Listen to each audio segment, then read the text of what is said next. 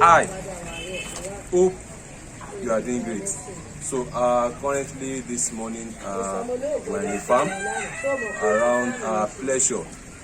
If you are in Lagos State, you should be familiar with Pleasure. Pleasure is a bus stop before Yanopaja. So we are here to make sales again this morning. The owner of this farm contacted us to help him make proper sales of his fish here. So I keep telling farmers it's a very good step to involve the service of a fish agent, because you can't afford to lose your fishes to these buyers, but some of them are very manipulative.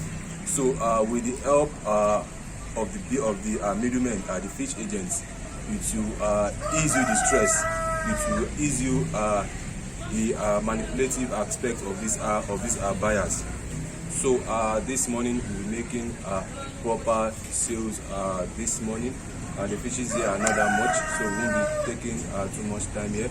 So join us as we make these sales this morning. So thank you for watching today's video. If you love what you see, don't forget to hit the like button. If you're on YouTube, kindly subscribe to our YouTube channel. If you're on Facebook, kindly like our Facebook page.